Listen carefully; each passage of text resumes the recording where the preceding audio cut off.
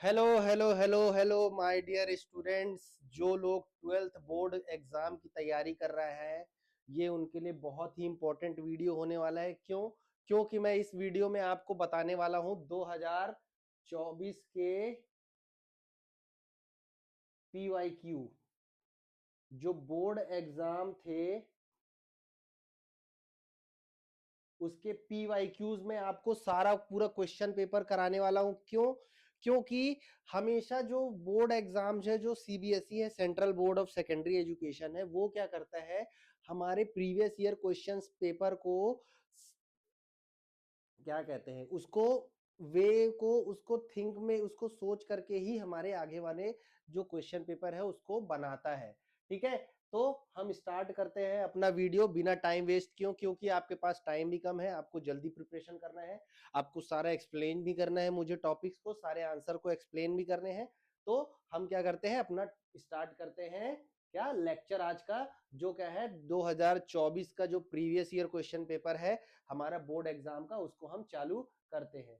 ठीक है, तो सबसे पहले हमारा आता है सेक्शन ए, जिसमें क्या है फिजिकल एजुकेशन के क्या पूछे जाते हैं, ऑब्जेक्टिव बेस्ड क्वेश्चन पूछे जाते हैं, उसको हम आपके सामने आज लेकर के आते हैं। तो सबसे पहला क्वेश्चन है हमारा, which of the following pranayama is helpful to reduce obesity. कौन सा ऐसा प्राणायाम है जो हमारे ओबिसिटी को रिड्यूस करता है। तो प्राणायाम अलग होता है, आसन अलग होता है। आसन क्या होता है, फिजिकल पोस्चर, जो हम फिजिकली रूप से पोस्चर बना करके आसन करते हैं, एक्सरसाइज, उसको हम लोग क्या बोलते हैं, आसन। अब प्राणायाम क्या होता है, प्राणायाम मतलब होता है रेगुलेशन ऑफ ब्रीथ, सिर्फ रेगुलेशन ऑफ ब्रीथ, सांस के ही रेगुलेशन को अच्छे तरीके से ऊपर नीचे अंदर बाहर करना, ये क्या होता है हमारा प्राणायाम।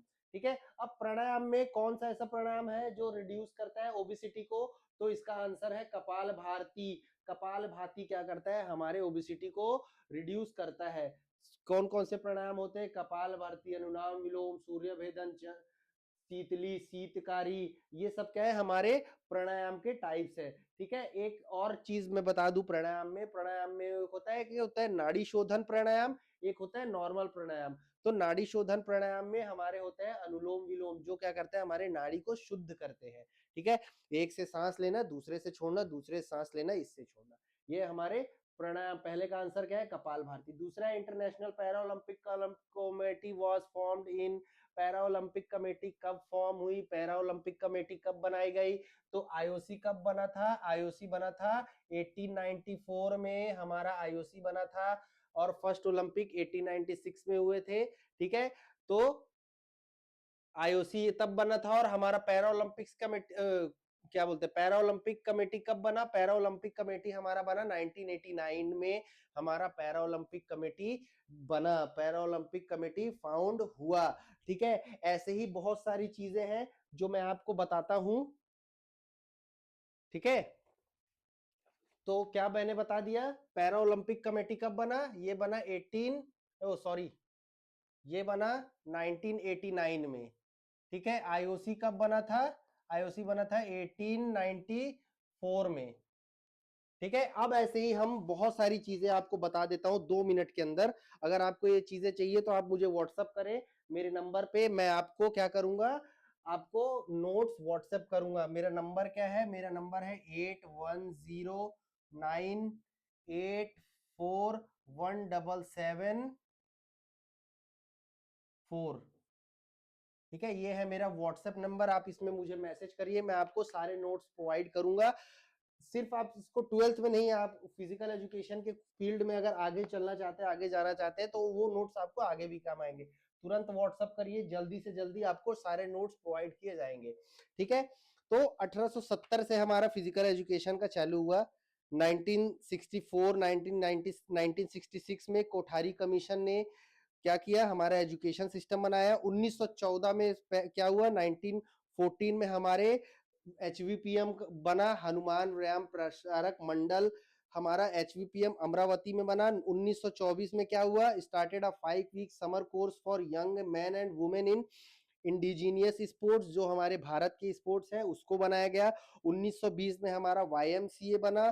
ठीक है, 1923 में ऑल इंडिया ओलंपिक कमेटी का निर्धारण किया गया। 1927 में उसके बाद जाकर के हमारा आईओए बना। इंडियन ओलंपिक एसोसिएशन बना, जिसके हेड कौन थे, जिसके प्रेसिडेंट थे सर दोराबजी टाटा। 1931 में government college of physical education Hyderabad बना। 1932 में Christian college of physical education Lucknow बना। 1936 में Vyayam Mandal team gave numerous demonstration at Olympics. 1936 का जो ओलंपिक था बर्लिन ओलंपिक्स, वहां पर किसने, व्यायाम मंडल ने, जो एचवीपीएम थे वहां के लोग जाकर के डेमोस्ट्रेशन दिए। 1938 में training institute of physical education Kandivali बना। 1940 में physical education college in Lahore बना। लाहौर में इसलिए बना क्योंकि 1940 में लाहौर हमारे भारत का हिस्सा था। उसके बाद क्या हुआ, उसके बाद हमारा 1945 में physical education college in Rampur में बना। फिर 1946 में national association of physical education and recreation was formed. फिर हमारा आजादी हुआ 1947 के बाद, हमारा देश आजाद हो गया। इंडिया और पाकिस्तान अलग अलग हो गए। इंडिया में जो चीज रही, अब इंडिया में क्या क्या डेवलपमेंट हुए मैं आपको वो बताता हूँ। 1948 में national cadet corps NCC act by parliament, इसका बनाया गया। 1948 में एनसीसी आ गया। ताराचंद कमेटी आ गई 1948 में। 1948-49 में राधा कृष्ण एजुकेशन कमीशन आ गया, जिसके हेल्प से क्या हो गया, हमारा 1956 में क्या बना, यूजीसी बना। यूजीसी कब बना, 1956 में। 1950 में क्या आ गया, central advisory board of physical education and recreation हो गया।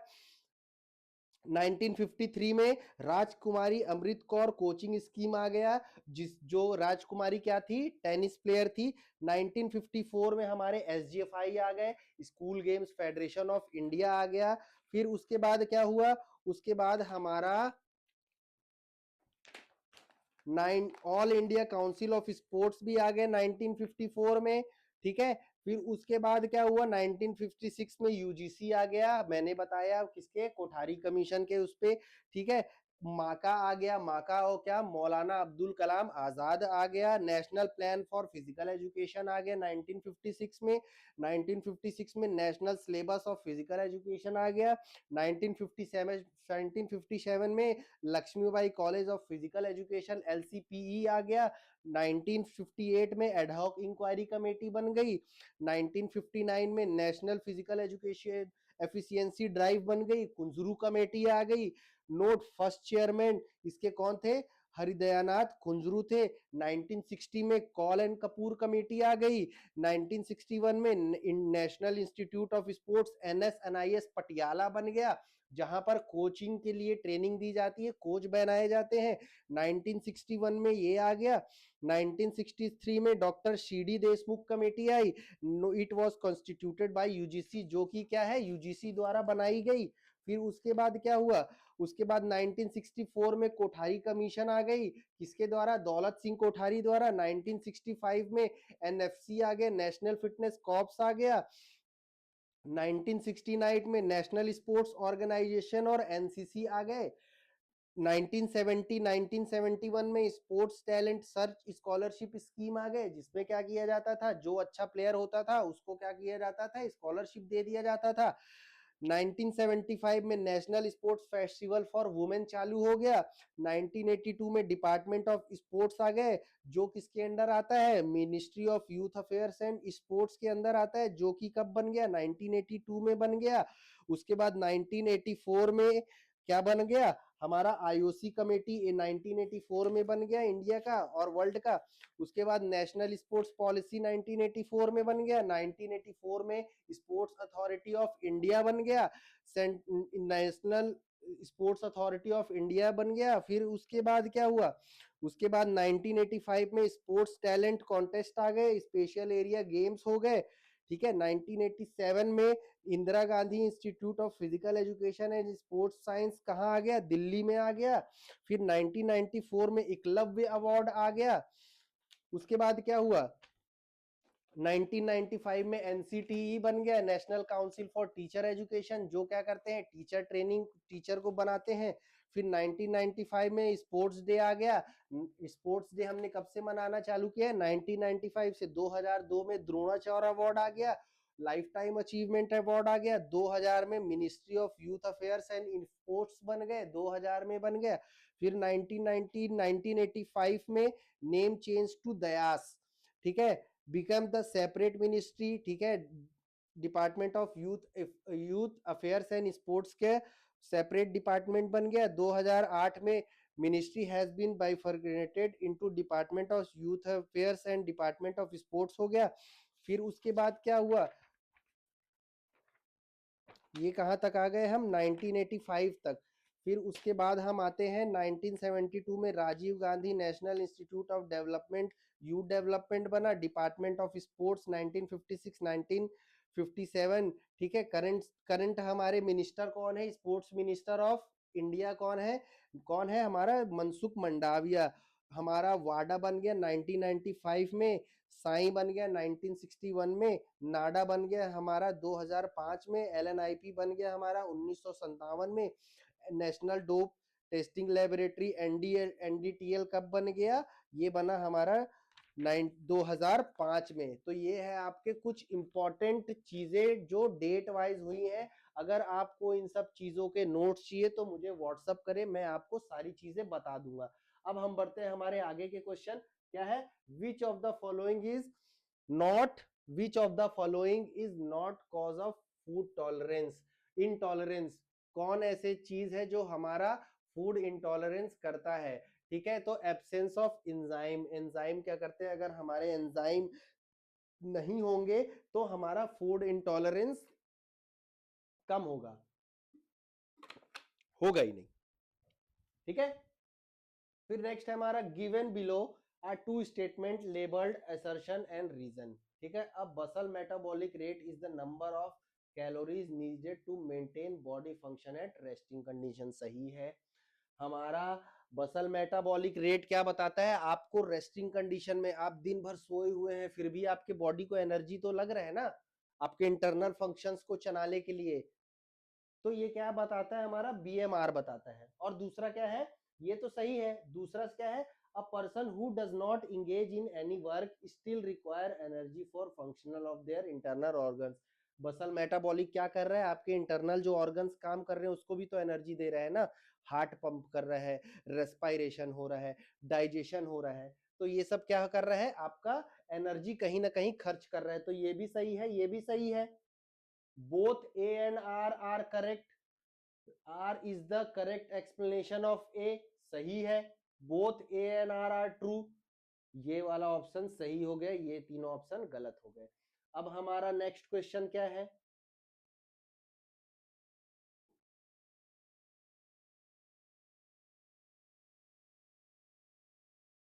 ठीक है। अब हमारा नेक्स्ट क्वेश्चन क्या कहता है, नेक्स्ट क्वेश्चन कहता है कि given below are function of sports management in list there explanation. ऐसे मैनेजमेंट के फंक्शंस जो अपने काम बताते हैं, तो हमको क्या करना है, मैच करना है।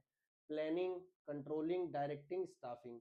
प्लानिंग क्या करता है, प्लानिंग हमारा करता है, क्या करता है, prepare layout for future course of action. Planning हमारा करता है, हमारा फ्यूचर कोर्स को बताता है। तो पहला का क्या हो गया, दूसरा, ये दोनों तो कट गए, ये भी खत्म, ये भी खत्म, अभी ये दोनों रेस में है।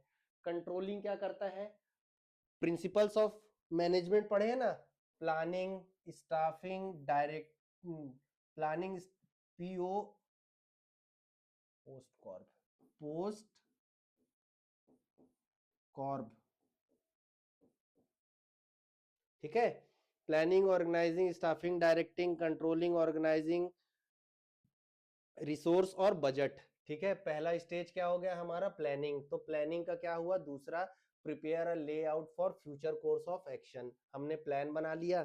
दूसरा क्या कर दिया हमने, दूसरा हमारा कंट्रोलिंग है, तो establish performance standard measuring actual performance. हमारा कंट्रोलिंग क्या करता है, मेजर करता है, कंपेयर करता है कि हमारा सब चीजें सही तरीके से चल रही है नहीं है। पहले का ये हो गया, दूसरे का ये चौथा हो गया। तो पहले का ये हो गया, ये हो गया, ये दोनों तो कट गए, तो ये दोनों अभी भी रेस में, देखो अभी भी रेस में भाई, ठीक है। अब आते हैं हम डायरेक्टिंग में। डायरेक्टिंग क्या होता है, डायरेक्शन देना, कौन कैसा काम करेगा, तुम लोग ऐसे पढ़ाई करोगे, ठीक है। तो क्या करता है, डायरेक्टिंग हमारा क्या करता है, ensuring that proper talent is serving that specific job, ठीक है। स्पेसिफिक जॉब जिसके अंदर जो टैलेंट है वही कर रहा है, तो इस डायरेक्टिंग क्या हो गया, 3 हो गया। ये हो गया 3, 1 2 3, ये कट गया, तो ये ऑप्शन भी खत्म, ये ऑप्शन सही। कौन सा ऑप्शन सही हो गया हमारा? ऑप्शन डी सही हो गया। तो और स्टाफिंग क्या करता है? स्टाफिंग हमारा करता है function to guiding, inspiring, instructing people, accomplish organisation goal. ठीक है, हमारा स्टाफिंग क्या करता है? हमको placing right person at the right job, जिसकी जरूरत जहां पर है हमको उसको वही काम कराना है। ठीक है, अब उसके बाद आता है हमारा next, given below are two statement labelled assertion and reason. ठीक है, मैं एक चीज बताता हूं, हमेशा पहले रीजन पढ़ना उसके बाद असर्शन पढ़ना। अगर आप ऐसे करोगे तो आप जरूर 100% सॉल्यूशन सही करके आओगे, क्योंकि आपको अगर नीचे वाला समझ में आ गया तो ऊपर वाला समझ में आ ही जाएगा। ठीक है, तो पहले हम लोग क्या करते हैं? रीजन पढ़ते हैं, फिर उसके बाद असर्शन पढ़ते हैं। It is due to genu valgum. ठीक है, अब जेनु वेलगम और जेनु वेरम दो चीजें होती है। ठीक है, वेलगम में क्या आया? गम, और रम में क्या है? रम। एक में आ गया गम, एक में आ गया रम। तो गम क्या करता है? चीजों को चपका देता है, चीजों को जोड़ देता है। क्या कर देता है? चीजों को जोड़ देता है, याद रखना। और रम क्या करता है? रम की बोतल ऐसे होती है, वो चीजों को दूर कर देती है एक दूसरे से। ठीक है, तो ये हमारा जो जेनु वेलगम और जेनु वेरम है, ये क्या होता है? ये नॉकनी और बोलेग के दूसरे नाम है। नॉकनी में क्या हो जाता है? हमारा घुटना सट गया, एक दूसरे के पास आ गया। तो क्या किया उसमें? गम ने काम किया। गम ने क्या किया? हमारे घुटने को एक दूसरे से सटा दिया, तो उसका नाम क्या है? जेनु वेलगम। और रम क्या किया? रम दोनों घुटने के बीच में आ गया, उसने घुटने को दूर कर दिया। ठीक है, तो जेनु वेरम, जेनु वेरम और जेनु वेलगम में कभी कंफ्यूज नहीं होना अगर ऑप्शन आपके सामने आता है। ठीक है, अब इसका क्वेश्चन क्या है? इसके क्वेश्चन पहला रीजन है, it is due to genu valgum and it can develop due to an injury और इन्फेक्शन ऑफ द नी और leg, rickets, severe lack of vitamin D and calcium, obesity और arthritis in the knee. एकदम सही है। अगर हमारे अंदर ये सारी चीजें कमी होगी तो हमको नॉकनी हो ही, हमारे घुटने सटेंगे ही। अब असर्शन क्या बोलता है? It is a normal standing position, both knee touches each other while they are in gap 3-4 inches between the ankle. ठीक है, नॉर्मल पोस्चर में लोग खड़े हैं, ठीक है, 3 और 4 इंच का दोनों के बीच में डिफरेंस है, बोथ नी टच ईच, ऐसा नहीं होता। तो इसके आंसर क्या होंगे? क्या होगा इसका answer? Both A and R true. ठीक है, ये भी सही है, नॉर्मल पोस्चर में हमारा गैप होता है, ये भी। तो both A and R true. और हमारा ये क्या है? रीजन को सही नहीं बता रहे, तो इसका ऑप्शन होगा बी। समझ में आया? नेक्स्ट आते हैं हमारे 7वें question. In which of the following fitness component an athlete give better performance if he or she has more slow twitch fiber in comparison to fast twitch fiber? ठीक है, दो ट्विच फाइबर होते हैं, fibres, एक होता है red और एक होता है व्हाइट। ठीक है, रेड का काम क्या है?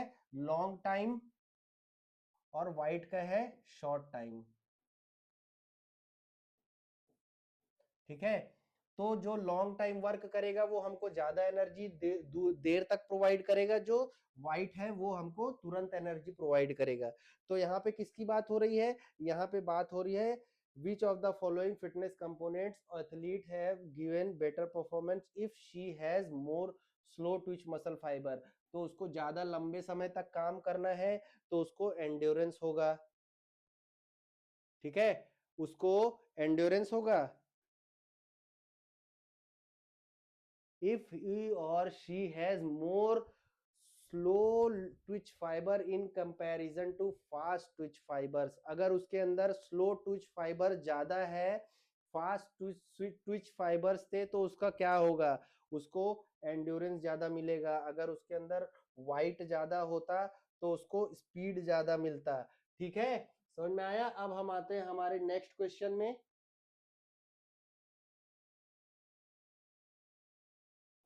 ठीक है, नेक्स्ट क्वेश्चन क्या है? Identify the factor which decrease equilibrium. ठीक है, कौन से एक्टर ऐसे एक फैक्टर है जो हमारे इक्विलिब्रियम को क्या करता है? अफेक्ट करता है। तो larger base, low centre of gravity, greater weight, high centre of gravity. ठीक है, तो एक चीज देख लो, मैं आपको समझाता हूँ हमारे बैलेंस को कौन करता है। ठीक है, आपने सुमो रेसलर देखा होगा, सुमो फाइटिंग एकदम मोटे मोटे ताजे ताजे होते हैं, उनको गिरा दिए तो आप मैच जीत गए। तो उनको गिराना क्यों मुश्किल होता है? एक तो उनका वेट ज्यादा है और उनका जो बॉडी का एरिया है वो ज्यादा है। अगर मैं अपना हाथ पैर फैला के ऐसे खड़ा हो गया तो मुझे गिराना मुश्किल है। अगर मैं सीधा ऐसे खड़ा हूं तो कोई भी आएगा धक्का दे देगा, मैं जल्दी से क्या होगा, मेरा बैलेंस खराब हो जाएगा। ठीक है, तो हमारा लार्जर बेस, जितना बेस ऑफ सपोर्ट बड़ा होगा उतना हमारा जल्दी कोई भी चीज नहीं गिरेगा। अगर आप सपोज करो ये है एक कॉपी, ठीक है, इस कॉपी में मुझे ऐसे पेन, मैंने ऐसे पेन रख दिया, तो क्या इस पेन को मैं गिरा सकता हूं? नहीं। क्यों? क्योंकि इसका बेस ऑफ सपोर्ट ज्यादा है। अगर मैं इस पेन को ऐसे खड़ा कर दूंगा तो इसका बेस ऑफ सपोर्ट कम हो गया, इस पॉइंट पे हो गया, तो ये जल्दी गिर जाएगा। ठीक है, तो पहला हमारा क्या आंसर बोलता है? पहला हमारा बोलता है लार्जर बेस ऑफ सपोर्ट होगा तो हमारा इक्विलिब्रियम बढ़ेगा। ग्रेटर वेट, वेट ज्यादा होगा तो इक्विलिब्रियम बढ़ेगा, ऑब्वियस सी बात है। Lower centre of gravity, centre of gravity हमारी कहाँ होती है? अगर आप मुझे देख पा रहे हैं तो हमारा जो नाभि होता है, हमारा जो नाभि होता है, ये हमारा क्या माना जाता है कि ये हमारा सेंटर ऑफ ग्रेविटी है। जो यहाँ पर हमारा वेट क्या होता है? सेंट्रल होता है। यहाँ पे इक्विलिब्रियम होता है। अगर यहाँ पे एक रॉड डाल करके अभी मुझे घुमाना चाहेंगे तो मैं घूम जाऊंगा, सर में डालेंगे तो घूमने में प्रॉब्लम होगी, पैर में डालेंगे तो प्रॉब्लम होगी। तो बट यहाँ पे क्या होगा, यहाँ पे मेरा क्या होगा, ये पे मेरा सेंटर ऑफ ग्रेविटी होता है। अगर मेरे सेंटर ऑफ ग्रेविटी को ऊपर कर दिया गया तो भी मेरा बैलेंस खराब हो जाएगा, सेंटर ऑफ ग्रेविटी को नीचे कर दिया तो भी बैलेंस खराब हो जाएगा। तो सेंटर ऑफ ग्रेविटी हमारा जितना नीचे होगा उतना क्या होगा, हमारा बैलेंस अच्छा होगा। सेंटर ऑफ ग्रेविटी नीचे कर दूंगा, बैलेंस उतना अच्छा होगा। फिर higher of centre of gravity हमारा बैलेंस खराब कर देता है। तो इसका राइट आंसर होगा डी। ठीक है, अब इसके बाद हम आते हैं नेक्स्ट क्वेश्चन में हमारे।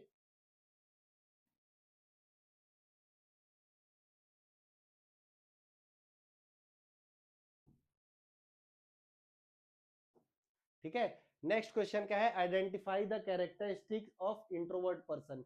ठीक है, दो क्वालिटी होता है, एक होता है इंट्रोवर्ट, एक होता है एक्सट्रोवर्ट। इंट्रोवर्ट कौन होता है? जो किसी से बातचीत नहीं करेगा, अपने अपने में गुमसुम रहेगा, अपने आप में रहेगा। एक्सट्रोवर्ट अरे खुल करके सबसे मिल रहे हैं, सबसे बात कर रहे हैं, घूम फिर करके बात कर रहे हैं। जब वी मेट वाली कौन गीत, वो क्या है? इंट्रोवर्ट और एक्सट्रोवर्ट का परफेक्ट डेफिनेशन देती है। तो वो क्या है? परफेक्ट एक्सट्रोवर्ट है। ठीक है, तो हमारा क्या होता है, उसके कैरेक्टरिस्टिक्स क्या होते हैं? ठीक है, तो कैरेक्टरिस्टिक्स क्या होता है हमारा? मीट अननोन पीपल इजिली, नहीं भैया, सबसे थोड़ा मिलते हैं, तो ये हो गया गलत। हाईली सोशलाइज्ड, गलत। एक्सप्रेसिव नेचर, गलत। और वो क्या होते हैं? सेल्फ सेंटर्ड, खुद में ही होते हैं इंट्रोवर्ट। एक्सट्रोवर्ट खुद में नहीं होते, सबसे सोशलाइज्ड रहते हैं। ठीक है, नेक्स्ट क्वेश्चन क्या है हमारा? Jump for smash in volleyball is an example of explosive strength. ठीक है, हमको जंप करना है और स्मैश करना है तो हमारा एक्सप्लोसिव स्ट्रेंथ इसमें लगेगा। मुझे स्टैंडिंग ब्रॉड जंप करना है, मुझे वर्टिकल जंप करना है, तो मेरा एक्सप्लोसिव स्ट्रेंथ होगा। स्टैटिक स्ट्रेंथ क्या होगा? अगर मैं यहाँ खड़ा हो गया और मैं दीवार को धक्का दे रहा हूँ, अरे हट जाए यार, थोड़ा सा आगे चला जाए दीवार, अरे रूम बड़ा हो जाए यार, ये रूम छोटा पड़ रहा है, तो ये मेरा स्टैटिक स्ट्रेंथ। मैं बिना मसल के साइज को चेंज किए स्ट्रेंथ लगा रहा हूँ, ये है स्टैटिक स्ट्रेंथ। दूसरा है मैक्सिमम स्ट्रेंथ। आपका कैपेसिटी है 200 केजी वेट उठाने का, वो है आपका maximum strength. Strength endurance, 100 kilo के वेट को आप 10 मिनट तक उठाते जा रहे हैं, ये है आपका स्ट्रेंथ एंड्योरेंस। जी, स्ट्रेंथ भी लगा रहे हैं, एंड्योरेंस भी, किसी भी स्ट्रेंथ के साथ एंड्योरेंस वाली एक्टिविटी कर रहे हैं। तो इसका राइट आंसर क्या है? इसका राइट आंसर है सी। ठीक है,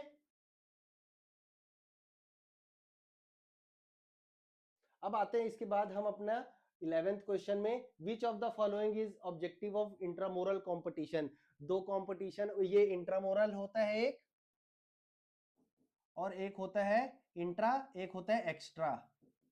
ठीक है, इंट्रा मतलब इनसाइड वॉल और एक्स्ट्रा मतलब आउटसाइड वॉल, इसके बाहर के जो एक्टिविटी होते हैं और इसके अंदर। इंट्रा मतलब अंदर, एक्स्ट्रा एक्स्ट्रा मतलब बाहर। ठीक है, तो एक्स्ट्रा मोरल क्या है? इंट्रा मोरल के कंपटीशन ऑब्जेक्टिव क्या होता है? क्या होता है भाई?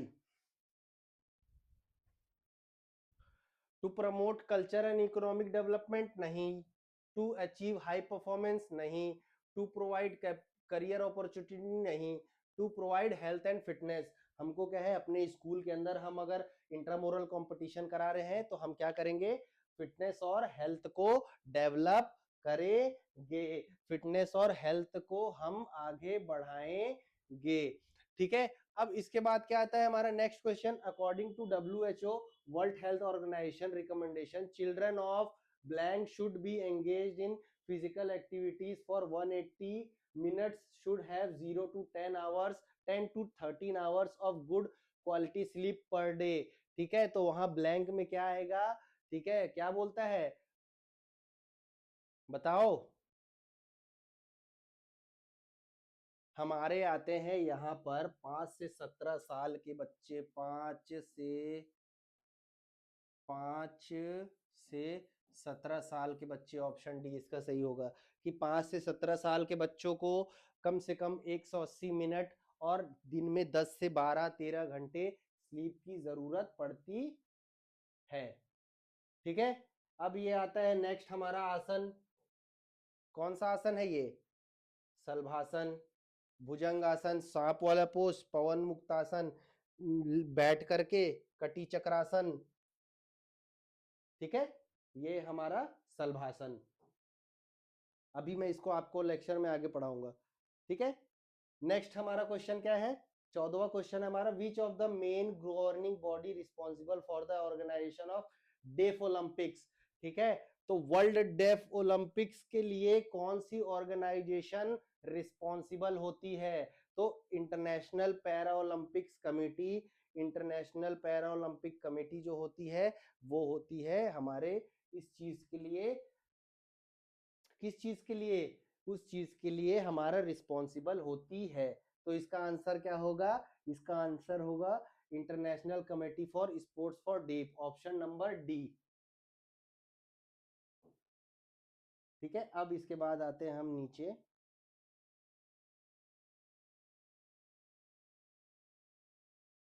Question number 15, body mass index is one of the common way to assessing health body wait.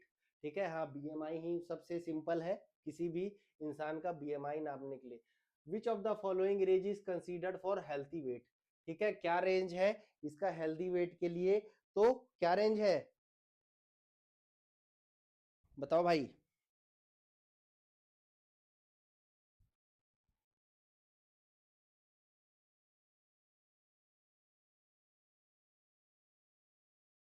बताओ।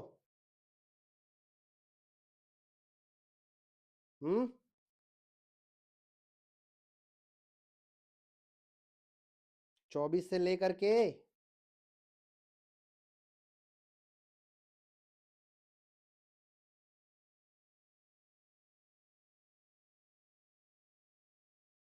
हम्म 18 से लेकर के जो 25 का हमारा ये है, ये हमारा क्या है, ये हमारा है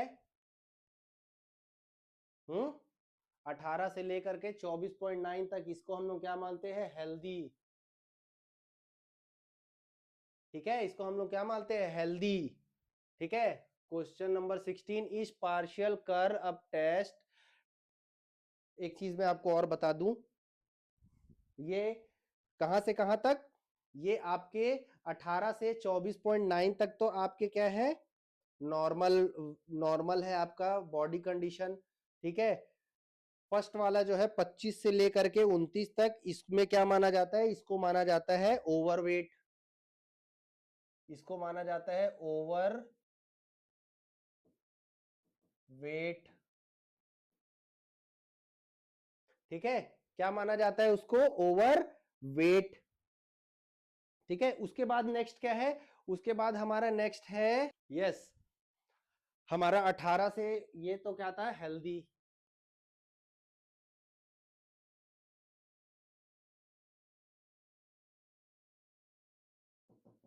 ये क्या था हमारा, हेल्दी। उसके बाद क्या आता है हमारा नेक्स्ट, तो हमारा ये हेल्दी हो गया।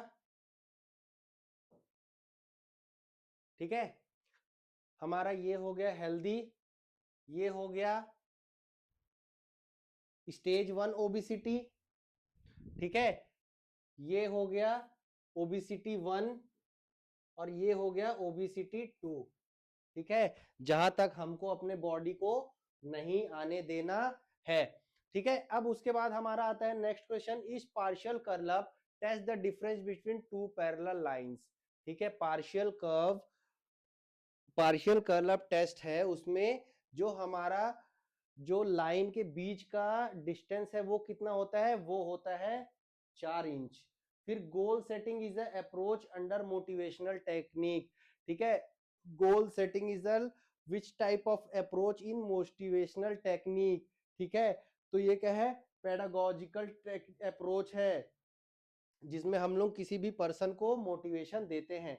18th क्वेश्चन है, which functional components of senior citizen is determined in the test shown below, मतलब ये जो टेस्ट में पर्सन कौन सा कर रहा है, इस क्या बोला जाता है इस टेस्ट में, ठीक है। तो ये कौन से टेस्ट का हिस्सा है, ये है क्रॉस वेबर,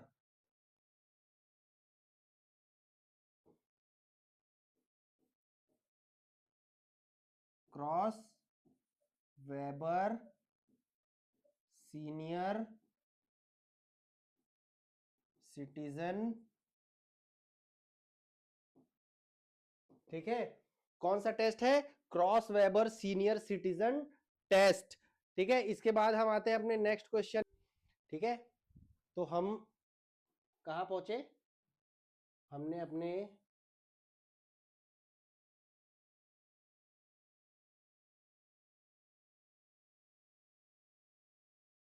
हमने क्या सॉल्यूशन कर लिया, हमने सॉल्यूशन फाइंड आउट कर लिया ये, ठीक है। तो इसका आंसर क्या था, इसका आंसर है लोअर बॉडी फ्लेक्सिबिलिटी। हम अपने लोअर बॉडी के फ्लेक्सिबिलिटी को यहाँ पे मेजर करते हैं किसी भी सीनियर सिटीजन का, ठीक है। फॉर विजुअल इंपेयर्ड कैंडिडेट तो छोड़ दो। अब आते हैं हम section B, attempt any 5 question, जो क्या है 2 नंबर के क्वेश्चन हैं, 4 नंबर के क्वेश्चन है, जिसमें हमको क्या करना है, इस क्वेश्चन को अटेम्प्ट करना है, ठीक है। तो अब हमारा पहला क्वेश्चन क्या है, describe the second class lever with suitable example. 3 class के लीवर होते हैं, क्लास 1, क्लास 2, क्लास 3, ठीक है। 3 टाइप के लीवर होते हैं हमारे, क्लास 1, क्लास 2, क्लास 3, ठीक है। उसमें क्या होता है, ए आर एफ। ए क्या होता है एक्सिस, आर होता है रेजिस्टेंस, एफ होता है फल्क्रम। एक्सिस जिसके अराउंड हमारा कोई भी ऑब्जेक्ट मूव करता है, रेजिस्टेंस क्या होता है उसका लोड, और फल्क्रम क्या होता है जिस जिस चीज पर हमारा सब चीजें टिका होता है, ठीक है। तो अब मैं आपको बताता हूं, second class lever load is between fulcrum and effort, ठीक है। तो लोड क्या है हमारा रेजिस्टेंस, तो समझ लो ये हमारा एक्सिस है, ठीक है, ये हमारा फल्क्रम है और लोड हमारा इसके ऊपर है, ठीक है। Load is between fulcrum and effort, example standing on toe, it provide mechanical advantage and it use in many sports and games, ठीक है।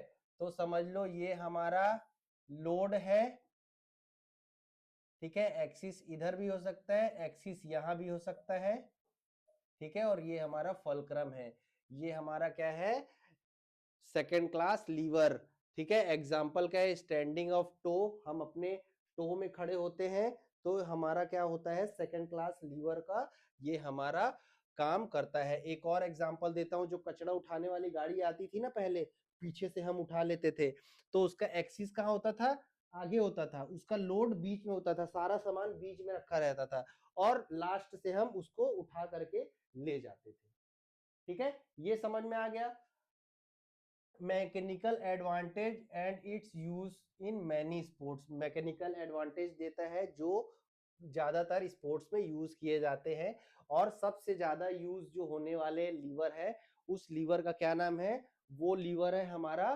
थर्ड क्लास लीवर, ठीक है। अब उसके बाद आता है हमारे question number 10, enlist 4 test item in Johnson Metheny test of motor educability. मतलब कैसे है एजुकेबिलिटी, मतलब क्या होता है किसी भी चीज को सीखना। तो जॉनसन और मैथनी ने टेस्ट बनाया मोटर एजुकेबिलिटी, उसके अंदर क्या क्या क्या थे, टेस्ट आइटम्स थे। कौन कौन से टेस्ट आइटम थे भाई, बताओ कौन कौन से टेस्ट आइटम थे। ठीक है, तो इसके क्या क्या आइटम्स है, अब इसके आइटम्स मैं आपको बताता हूं। एक है फ्रंट रोल,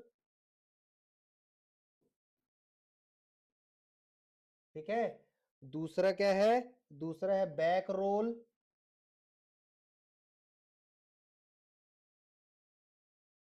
तीसरा क्या है, तीसरा है jumping half turn.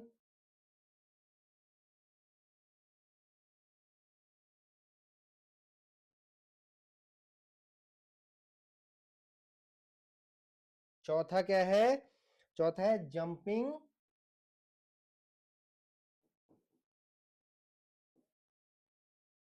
Full turn. चार कंपोनेंट है, front roll, back roll, jumping half turn, jumping full turn.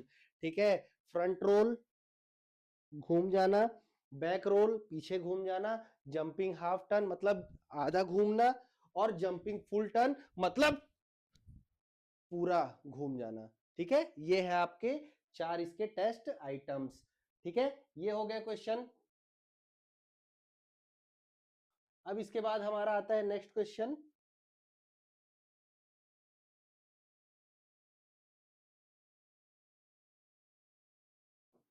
ठीक है, हमारा नेक्स्ट क्वेश्चन क्या है, right a short note on menarche. ठीक है, आपने वुमेन एंड स्पोर्ट्स पढ़ा होगा, child and women and sports, तो उस चैप्टर में आपने पढ़ा होगा मिनार्की। मिनार्की क्या है, menarche is the first menstrual cycle of girls. ठीक है, जो पहला मेंस्ट्रुअल साइकिल होता है गर्ल्स का, उसको हम लोग क्या बोलते हैं, menarche. Menarche is the first cycle of puberty, indicates sexual maturity and major hormonal change. ऐसा स्टेज आ जाता है जब से हमारा क्या होता है, मेजर हार्मोनल चेंज और सेक्सुअल मैच्योरिटी लड़कियों को माना जाता है।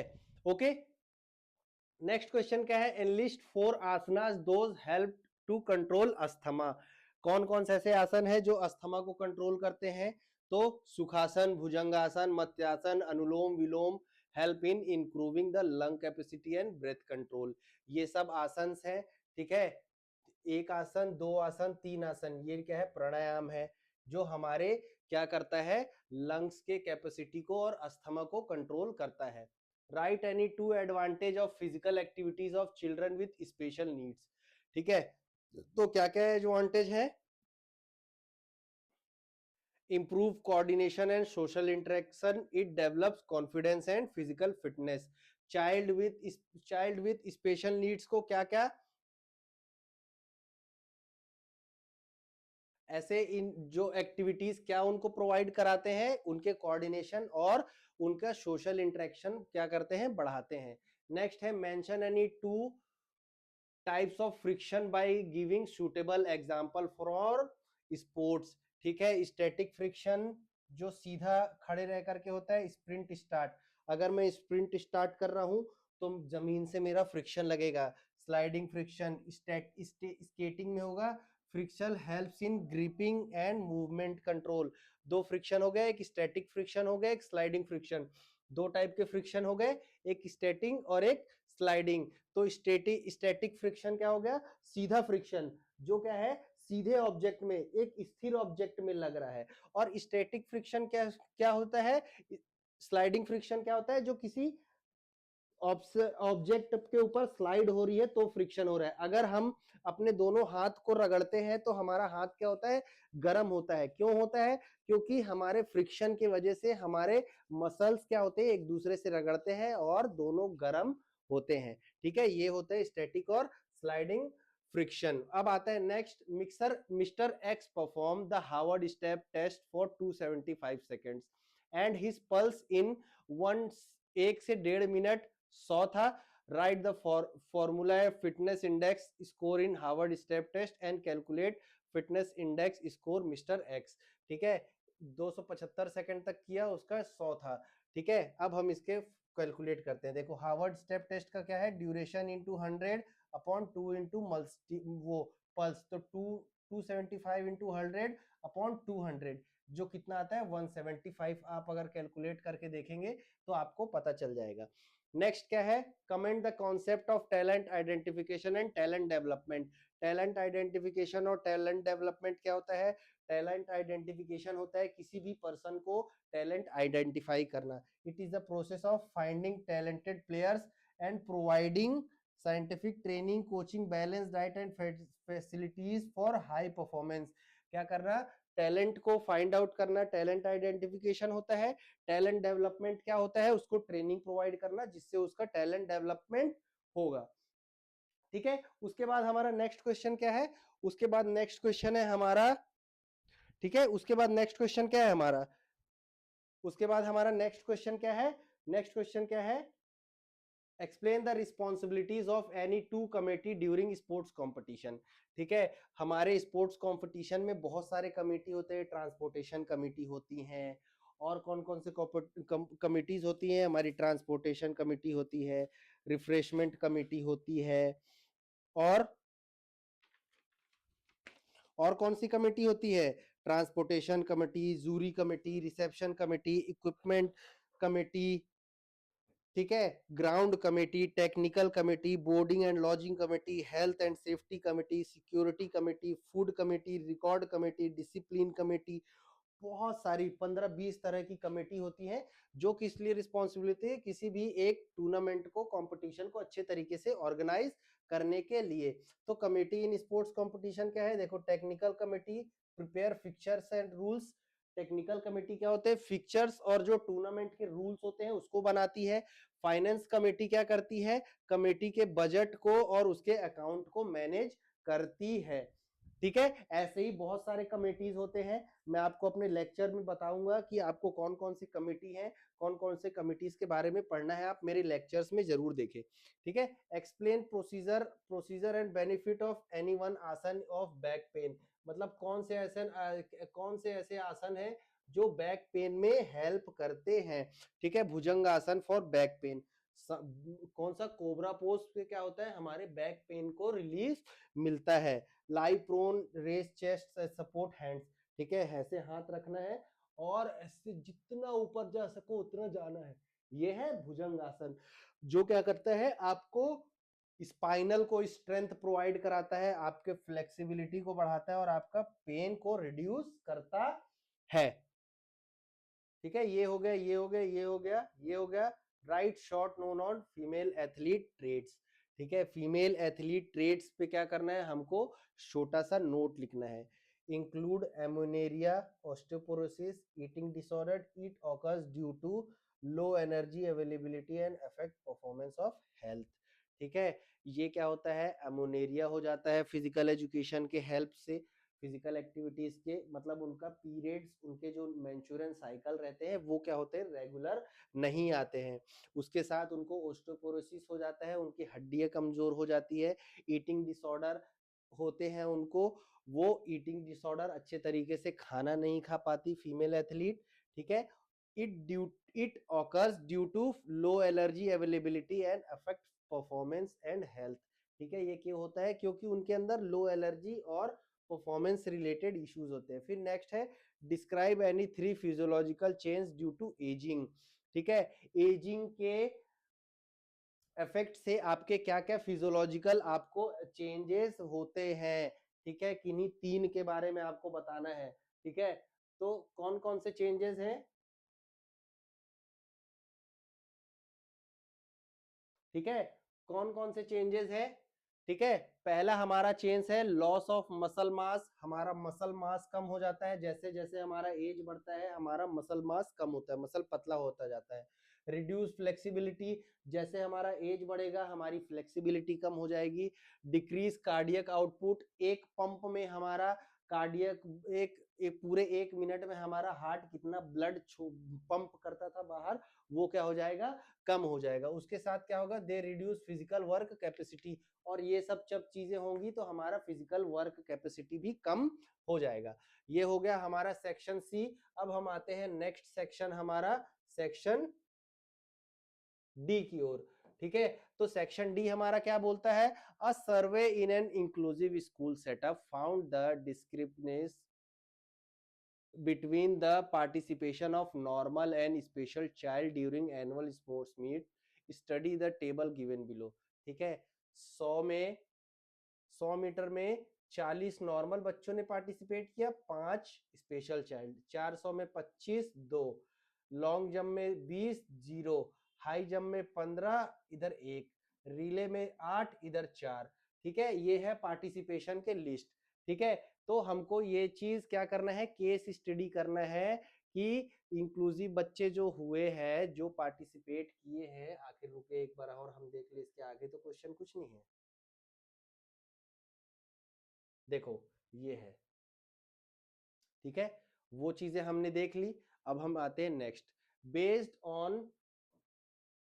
On the above study of your knowledge answer the following questions. ठीक है, as per above table in how many events there is no participation of special child. तो कौन सा ऐसा इवेंट था जिसमें एक भी स्पेशल चाइल्ड ने पार्टिसिपेट नहीं किया, तो कौन सा था वो कंपटीशन, वो कंपटीशन था no participation in which sports.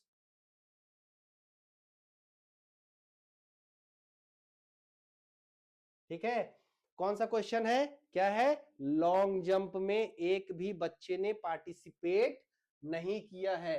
ठीक है, आप इस पे ध्यान मत दीजिए, इधर ध्यान दीजिए जो मैं बता रहा हूं आपको। लॉन्ग जंप में एक भी स्पेशल बच्चे ने पार्टिसिपेट नहीं किया। ठीक है, there is no participation of special child, ये इसका आंसर है long jump. Participation of student with disability in regular physical education classes is known as, जिसमें बहुत सारे बच्चों ने पार्टिसिपेट किया, इज नोन एज क्या होता है,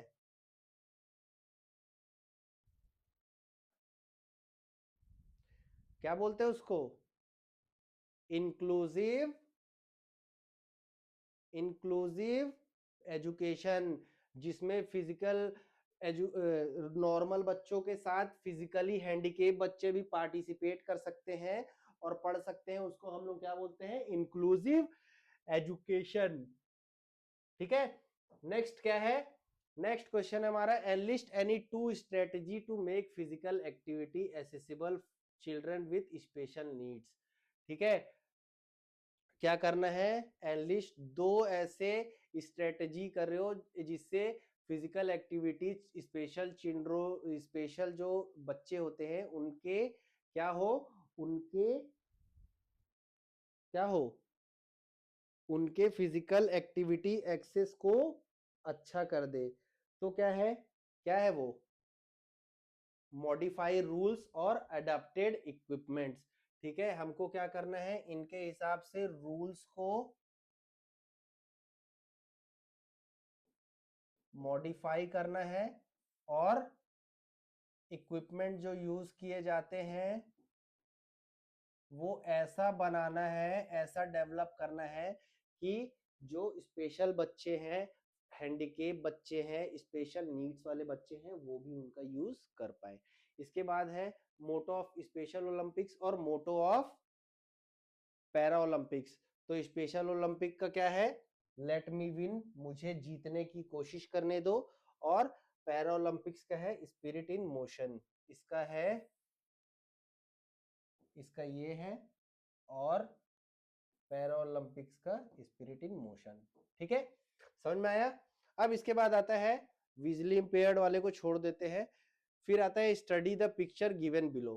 ठीक है, पिक्चर बेसिस क्वेश्चन आ सकते हैं आपके पास।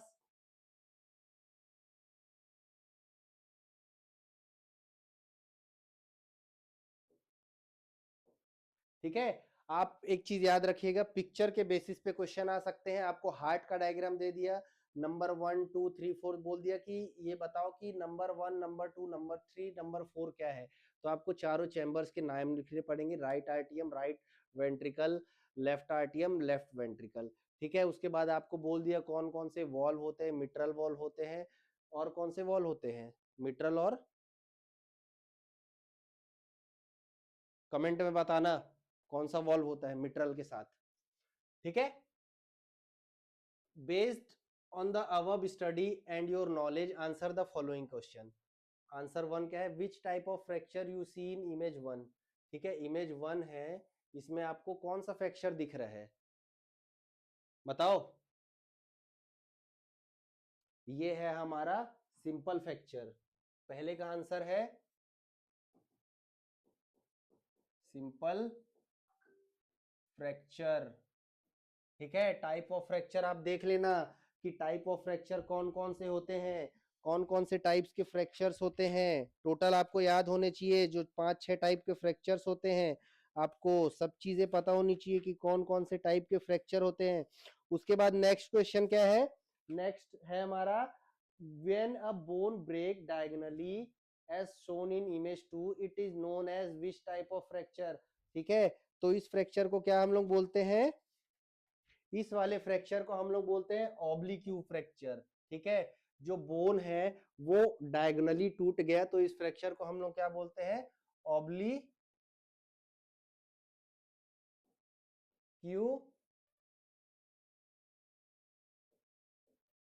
Fracture.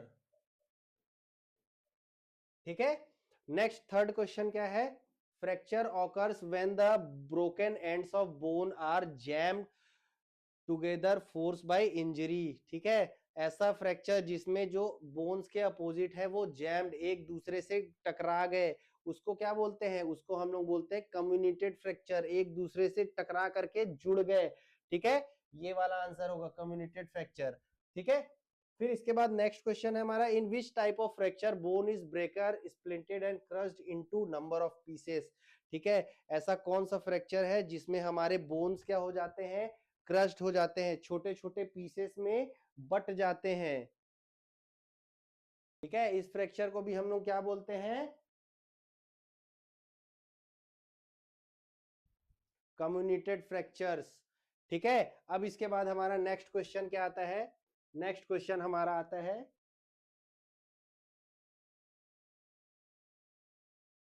Long answer type question.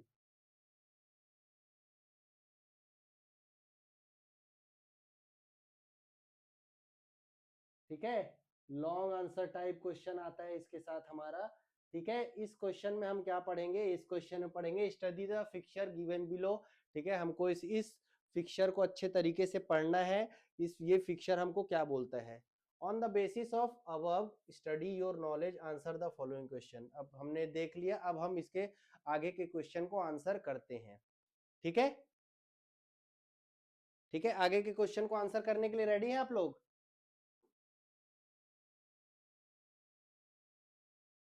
Ready है, यस।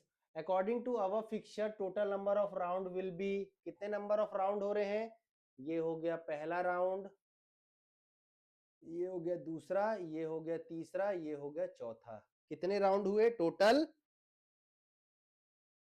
4 राउंड। तो यहाँ पे आंसर आ गया 4। As shown in the pictures if the winner team play least number of matches then which number of team is winner.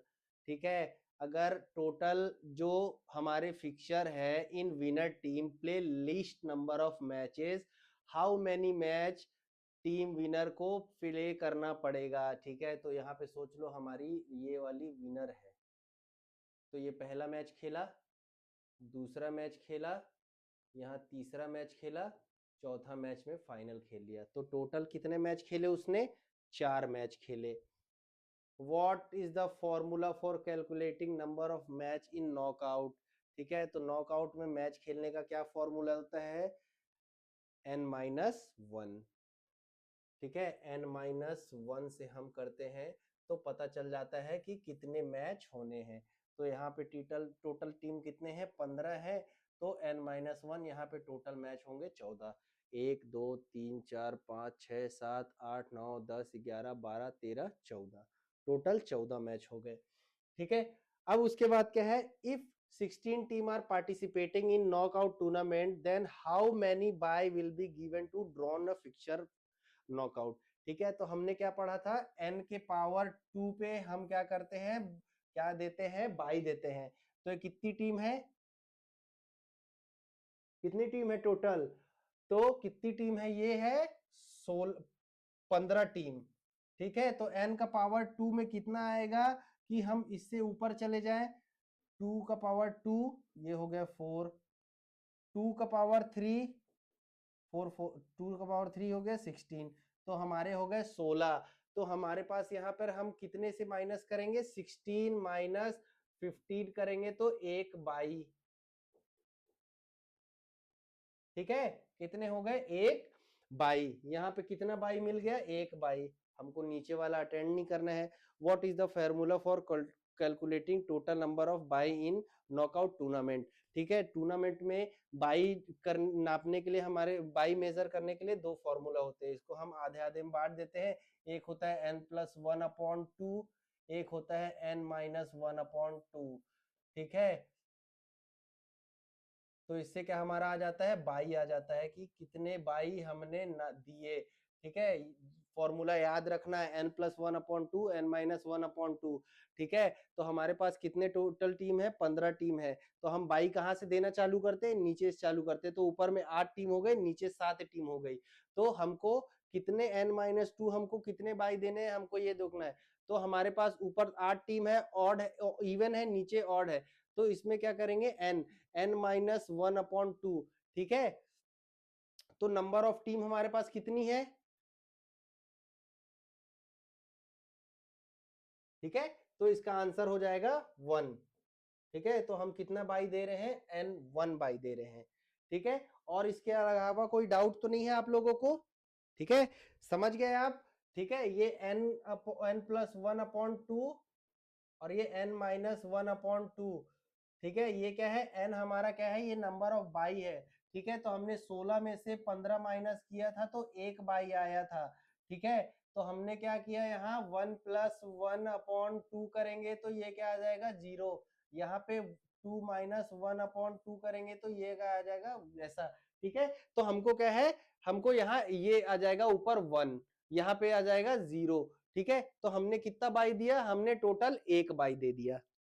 ठीक है, अब इसके बाद आ जाता है हमारा नेक्स्ट क्वेश्चन, हम आ जाते हैं सेक्शन ई की तरफ।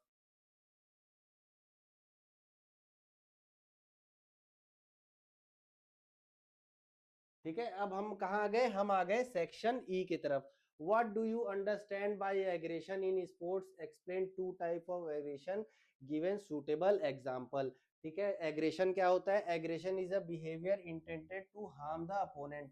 ठीक है, एग्रेशन एक ऐसा बिहेवियर है जिससे हम क्या कोशिश करते हैं कि हम सामने वाले को किस तरीके से क्या कर दे, हार्म कर दे, किस तरीके से उसका नुकसान कर दे। दो तरह के होते हैं, एक होता है हॉस्टाइल और एक होता है इंस्ट्रूमेंटल।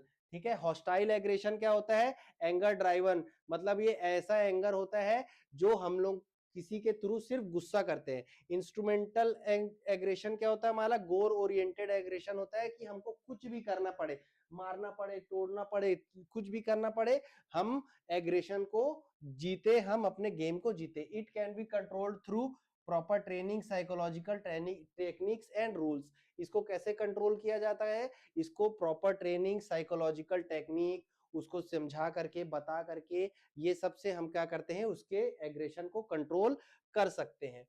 नेक्स्ट क्या है, what is the balance diet, what is the significance and pre and post competition meal for the athlete.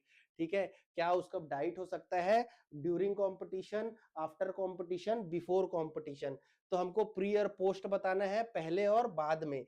Diet that contain all nutrient in correct portion, ऐसे ऐसे डाइट होना चाहिए हमारा जो क्या करता है, हमारा न्यूट्रिशन को पूरा बैलेंस बना करके रखता है, अच्छा बना करके रखे, ऐसा डाइट हम क्या देते हैं, हमारे एथलीट को देते हैं। For athlete it provide energy, repair tissue, maintain body weight and improve performance. ये सब क्वालिटी होने चाहिए। प्री कंपटीशन मील में हमको should be light and rich in carbohydrate, मैंने आपको बताया था कार्बोहाइड्रेट हमारे किसके लिए जरूरी है, कार्बोहाइड्रेट हमारे एनर्जी देने के लिए बहुत जरूरी है। तो उसका प्री कंपटीशन कैसा डाइट होना चाहिए, उसका ऐसा डाइट होना चाहिए कि वो उसमें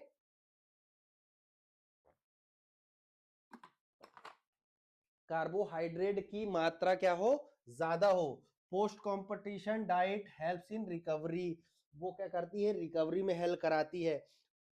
तो उस समय भी हमको क्या करना है, प्रोटीन लेना है ज्यादा और हमको कार्बोहाइड्रेट लेना है। तो प्रोटीन क्या करेगा, हमारे टिश्यू और मसल्स के जो टिश्यू वो मसल फाइबर्स टूटे हैं उसको हेल्प करने में मदद, बिल्ड करने में मदद करेगा, और उसके साथ साथ हमको रिकवरी कार्बोहाइड्रेट जल्दी प्रोवाइड कराएगा।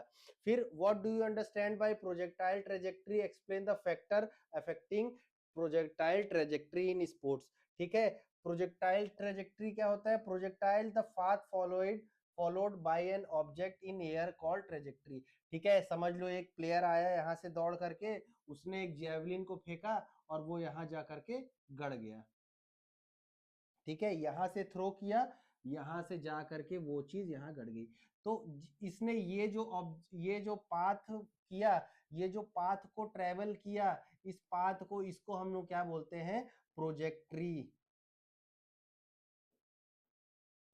ठीक है, जो एंगल उसने कवर किया, जो पाथ कवर किया, जो रास्ता कवर किया, इसको हम लोग क्या बोलते हैं, ट्रेजेक्ट्री। ठीक है, फिर factor affecting it's angle of projection, उसकी वेलोसिटी, उसका कितना वेलोसिटी है, हाइट ऑफ रिलीज और ग्रेविटी। ठीक है, किस हाइट से हम क्या कर रहे हैं, जेवलिन को रिलीज कर रहे हैं। अगर मैं यहां से रिलीज करूंगा तो जल्दी गिर जाएगा, अगर मैं ऊपर फेंक दूंगा तो मेरे ही ऊपर गिर जाएगा। अगर मैं प्रॉपर एंगल से रिलीज करूंगा, प्रॉपर एंगल क्या माना जाता है, 45 डिग्री। ठीक है, 45 डिग्री क्या माना जाता है, प्रॉपर एंगल। अगर हम 45 डिग्री से किसी भी चीज को रिलीज करेंगे, कोई भी एक्टिविटी को परफॉर्म करेंगे, तो क्या होगा, हमारा मैक्सिमम जो प्रोजेक्शन होगा, मैक्सिमम जो हमारा डिस्टेंस कवर करना होगा, वो सबसे ज्यादा होगा। ठीक है, उसका इट यूज, फिर उसका ग्रेविटी। ठीक है, जितना ऑब्जेक्ट जमीन से पास होगा उतना जल्दी उस पर ग्रेविटी वर्क करेगी। ठीक है, थोड़ा दूर रहेगा तो उसको नीचे आने में टाइम लगेगा, और अगर उसमें फोर्स है तो वो डिस्टेंस कवर करते हुए ही नीचे आएगा। इसीलिए जेवलिन को अगर उसने फेंका तो वो इतना लंबा दूरी कवर करके नीचे गया। ठीक है, वरना वो यहाँ से सीधा नीचे गिर जाता। ठीक है, समझ में आया। फिर इसके बाद आता है नेक्स्ट हमारा क्या है, ये क्या बोलता है, short put, javelin, long jump. ये सब चीजों में क्या है, हमारा प्रोजेक्टाइल का बहुत यूज होता है। लास्ट क्वेश्चन है हमारा, what is endurance, explain any two types of endurance on the basis of duration of activity with suitable example. ठीक है, एंड्योरेंस का है एबिलिटी टू रेजिस्ट फटीग, मतलब थकान को आने से रोकता है, वो हमारा क्या है हमारा वो एंड्योरेंस। ठीक है, अब उसके दो टाइप होते हैं, एक होता है स्पीड एंड्योरेंस, दूसरा होता है स्ट्रेंथ एंड्योरेंस। स्पीड एंड्योरेंस क्या होता है, गति के साथ लंबे समय तक काम करना, और स्ट्रेंथ एंड्योरेंस क्या होता है, ताकत के साथ लंबे समय तक काम करना। ठीक है, एक जो एथलीट है वो स्पीड के साथ 400 मीटर 800 मीटर को पार कर रहा है, और एक एथलीट है जो 50 किलो के वेट को 1 घंटे तक उठा रहा है रख रहा है, उठा रहा है रख रहा है। ये क्या है, हमारा दो टाइप का स्ट्रेंथ है, एक है स्पीड और एक है स्ट्रेंथ एंड्योरेंस। फिर it can be develop through continuous training, interval training and circuit training. ठीक है, तो एकदम सही बात है कि हमारा जो स्ट्रेंथ है, एंड्योरेंस है, वो कैसे डेवलप होगा, कंटिन्यूअस ट्रेनिंग, कोई भी काम हम लगातार 1.5 घंटे 2 घंटे कर रहे हैं तो हमारा एंड्योरेंस डेवलप होगा। इंटरवल ट्रेनिंग से होगा, यस सही बात है, जल्दी जल्दी 1-1 सेकंड 10-10 सेकंड का हम क्या दे रहे हैं, रेस्ट ले रहे हैं, फिर से एक्टिविटी कर रहे हैं, फिर 10 सेकंड रेस्ट, फिर से एक्टिविटी, तो क्या हो रहा है, हमारा एंड्योरेंस फिर बढ़ रहा है। फिर सर्किट ट्रेनिंग क्या कर दिया, एक सर्किट हमने बना दिया, एक पूरा ये बना दिया हमारा ट्रैक का ग्राउंड। ठीक है, यहाँ पे हमने कोई इक्विपमेंट रख दिया, यहाँ पे हमने कुछ चीज रख दी, यहाँ पे हमने क्या रख दिया, कुछ रख दिया, यहाँ पे कुछ, यहाँ पे कुछ, यहाँ पे कुछ, यहाँ पे कुछ चीजें रख दी। ऐसे हमने क्या किया, 10-12 स्टेशन बना दिया, जहां पर क्या करेगा, यहाँ से स्टार्ट करेगा रनिंग, ठीक है, और यहीं पे ही फिनिश करेगा, और उस वो सारी चीजों को क्या रहेगा, हर स्टेशन में जो जो चीजें उसको परफॉर्म करनी है वो करें। कहीं पुशअप करना है, कहीं बर्पी जंप करना है, कहीं फ्रॉग जंप करना है, कहीं कोई वेट है उसको ट्रेनिंग करना है। ठीक है, तो ये क्या है, अलग अलग स्टेशन है। ये क्या डेवलप करते हैं, ये हमारा एंड्योरेंस डेवलप करता है, वो भी कैसा वाला, स्ट्रेंथ एंड्योरेंस। हम इसमें हर चीज जा करके स्ट्रेंथ लगा रहे हैं, ताकत लगा रहे हैं। ठीक है, इसके बाद और भी कुछ चीजें हैं। ठीक है, हाँ, तो आज का हमारा लेक्चर यहीं पे समाप्त तो होता है। आज हमने आपको 2024 का जो फिजिकल एजुकेशन का पेपर था वो मैंने आपको पढ़ा दिया। ठीक है, अगर आपको इस पेपर में कोई डाउट हो, आपको और भी किसी चीज में कोई डाउट हो, तो आप मुझे तुरंत मैसेज करें, तुरंत कमेंट करें, मेरे चैनल को फॉलो करें, सब्सक्राइब करें। मैं आपको आगे और भी चीजें पढ़ाऊंगा, और भी चीजें समझाऊंगा। अभी मैं आपको 2023-2022 के भी पेपर को सॉल्व करके बताऊंगा, जिससे आपको फिजिकल एजुकेशन के पेपर को सॉल्व करने में और भी आसानी होगा। ठीक है, चलिए तब तक के लिए ऑल द बेस्ट। अच्छे तरीके से प्रिपरेशन करिए, मेरे साथ जुड़े रहिए, मैं आपका एग्जाम जरूर क्लियर कराऊंगा। ठीक है, चलिए तब तक के लिए बाय बाय।